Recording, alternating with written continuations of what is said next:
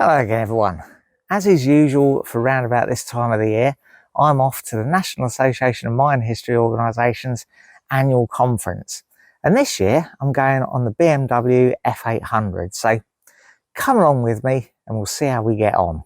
The bike is loaded up with cooking gear and that sort of thing in the top box. All my clothes and stuff in the bag there, got the tent. I'm not taking that awful self-inflating mattress that I took to New Forest. I've got the sort of ordinary roll mat there. Got some caving stuff. I'm not doing anything too desperate, so I've managed to sort of thin that out a bit. And of course, on the top, I've got me wellies. Right, let's hit the road. I hadn't originally intended to go to the conference on a bike. I'd planned to take Nikki's car, but unfortunately some last minute changes and commitments meant that Nikki needed her car over this weekend, so I had to quickly rearrange my plans and unfortunately cancel a few of the trips, underground trips that I was going to go on, and free up the space for other people to take those slots. I still managed to retain one underground trip, but yeah, it's going to be nice to go to the conference and nice to ride the bike through Wales as well, so I'm not too disappointed that I've had to make some changes to the arrangements.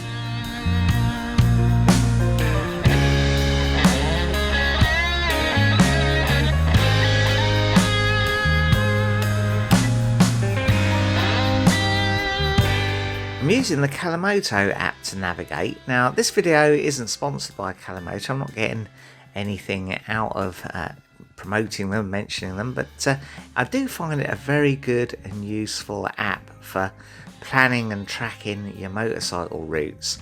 I've got it set to no motorways at the moment. It's taken me a good mix of A roads and B roads, and yeah, I'm enjoying the route that it's taken me on.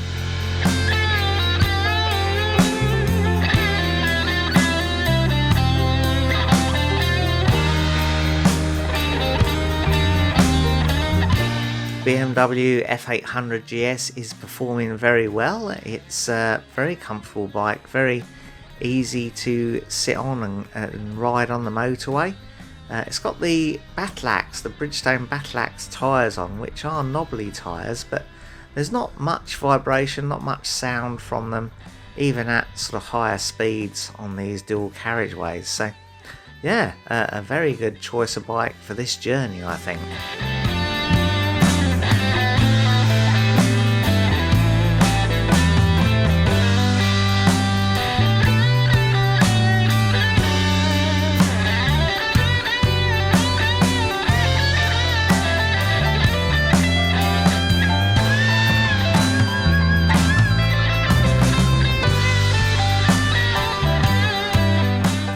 So far the weather has been absolutely fantastic. It's a lovely summer's day, nice and warm but not too stupidly hot like it has been recently. So yeah, it's lovely weather to ride in. I have noticed though that the forecast closer to where I'm heading to in Wales is looking a little bit wetter, so I am expecting it perhaps to turn and rain a little bit later on.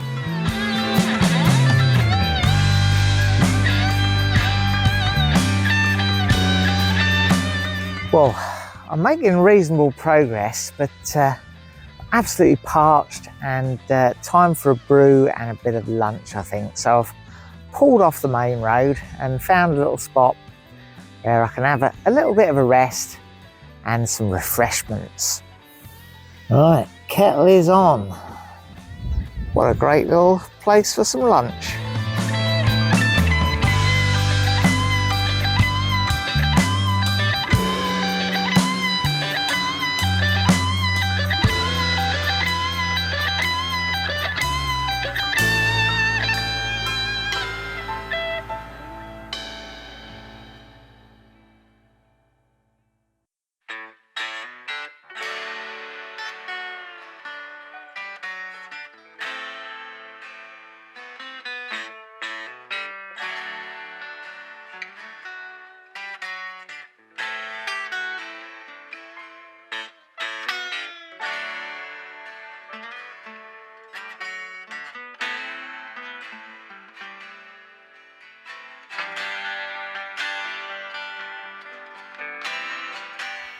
Well, that's me suitably refreshed.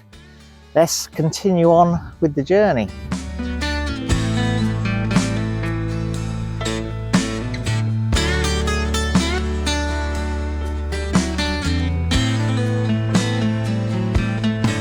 Now, I'm in no particular hurry to get there, so I can dawdle around on these smaller roads. It does take a lot longer to cover the distance though. When you travel like this, you do realise how much time the motorways and dual carriageways save. But yeah, there's no particular time I have to be there, and I am enjoying seeing different parts of the countryside rather than just the embankment of a motorway.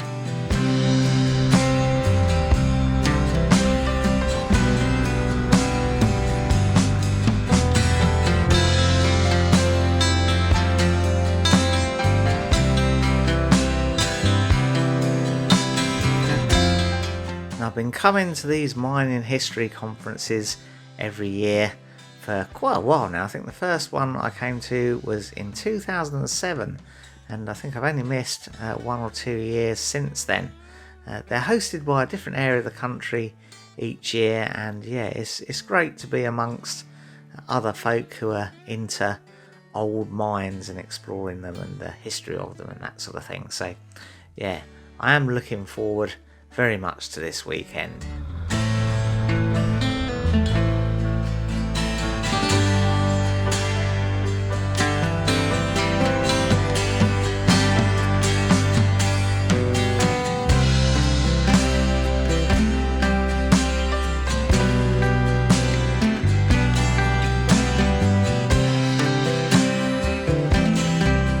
Now, as I've said, needing to come on the bike has meant I've had to change my plans somewhat. Obviously there's a gear carrying capacity. I can't bring tons of caving gear as well as all the camping gear on the bike, so that's going to limit the sort of underground trips I can do. Plus, of course, travelling to these places, often out in the middle of nowhere, just sort of park your vehicle by the side of the road and disappear under the ground for several hours. So there are places I'm really not comfortable about leaving the bike unattended either. Bikes are rather more nickable than cars, so yeah, unfortunately that is a consideration. But I've managed to organise one trip, and a fellow mine explorer has kindly agreed to give me a lift from the campsite in his vehicle, so many thanks to Rick for that.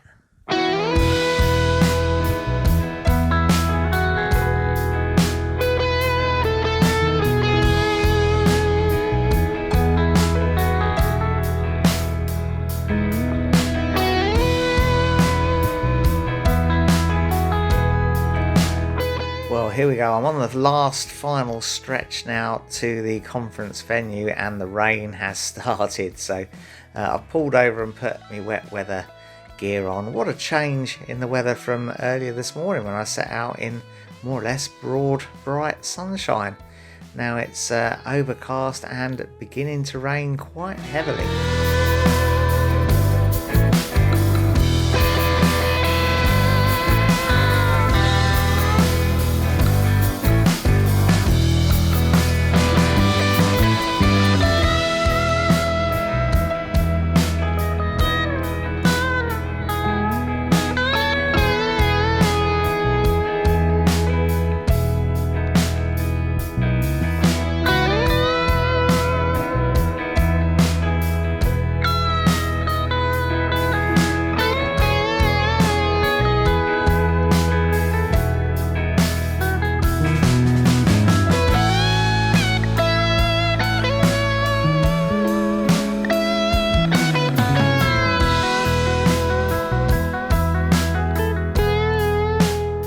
Here we are at this year's venue. It's a rugby club, so let's park the bike up and head in and get checked in and pick up our conference pack and everything.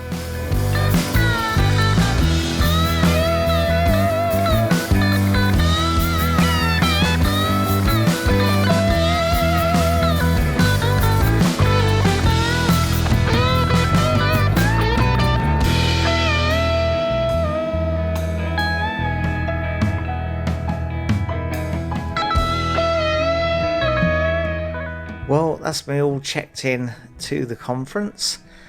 Let's go and find the camping field. I believe it's round the corner next to the pitches. We've just got to follow round the end of the building, round the end of the rugby club, and I guess we should start to see where other people have pitched their tents.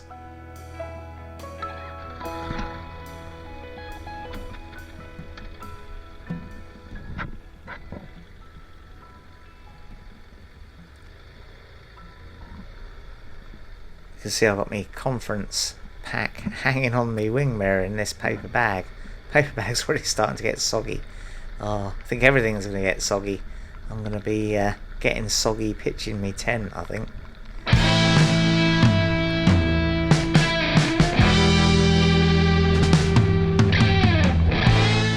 Oh, brilliant. I can start to see other people camping. Not far around here at all, is it? Don't want to be under a tree and get dripped on all night. A few people are camping under the trees though. Let's head through here. Maybe camp by the edge of that pitch over there where some of those other tents are. Probably slip between that blue car and that blue tent, maybe.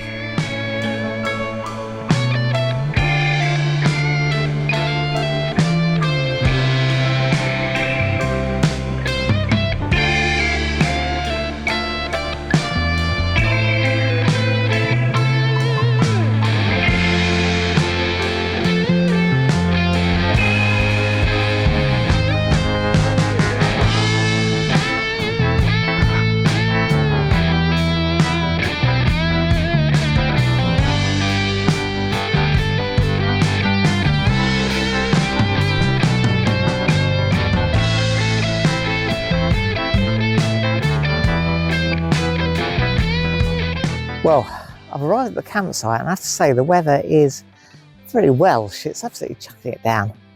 There's no real sign of it stopping at all, so I think I'm just going to have to make the most of it and pitch the tent in the wet.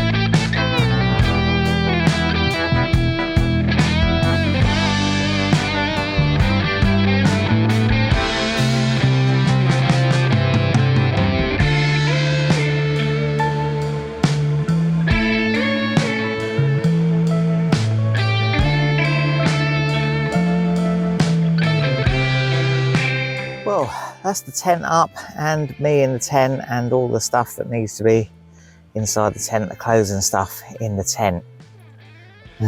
Yeah, absolutely chucking it down out there. I think I'm going to go into the rugby club. The mining conference is being held at the rugby club and see if I can get a cup of tea.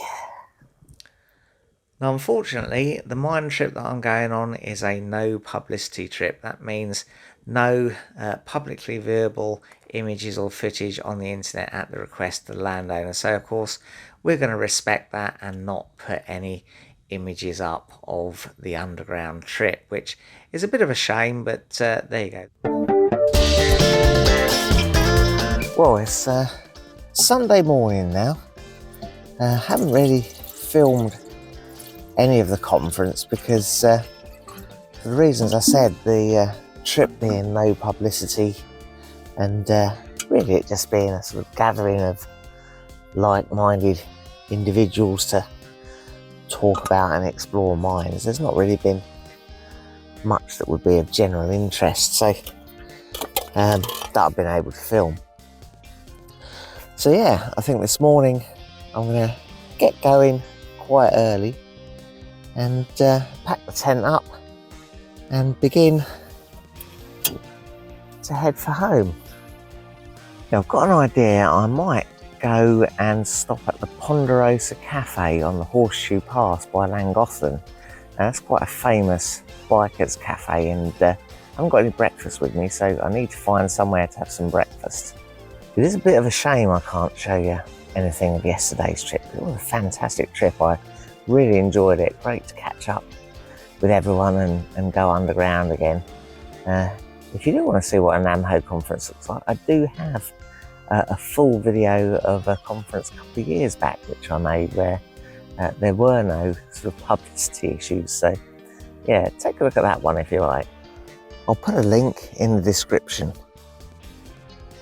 Now, unfortunately, the tent has suffered some damage. I think the fabric's so old it's just started to rot a bit. So yeah, I'm not sure I'm going to be able to repair that. It's also split on a previous repair.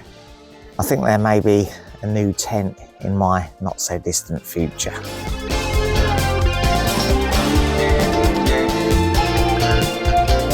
And I'm off again on the bike. Still using the Kalamoto app to navigate to the Ponderosa Cafe, but I put it in for a winding route, so it is taking me along a lot of these back roads. And yeah, the rain started again, hasn't it? So I've got all my wet weather gear on, and it's not really spoiling my enjoyment of the ride. It's still lovely to be out here in the countryside, exploring around these little lanes.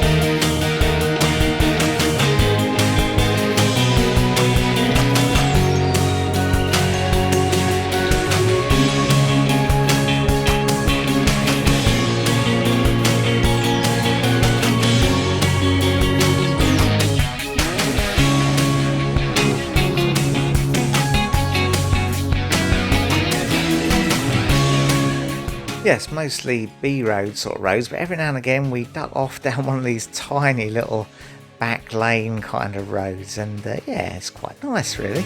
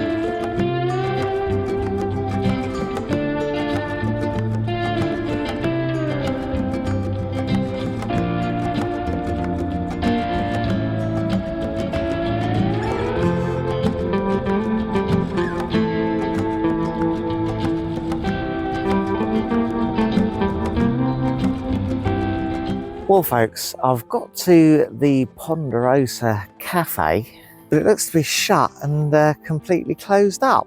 So yeah, not sure what that's all about. Maybe it's closed down. It looks like it's been closed for a while to me. So yeah, that's a bit of a disappointment, but Anyway, it's been a nice ride. I'm going to program the sat-nav now just to head home. So yeah, that's where we'll leave it for this video. Hope you enjoyed coming along with me. It's not quite worked out as I planned, but never mind. We'll see you again very soon in the next one.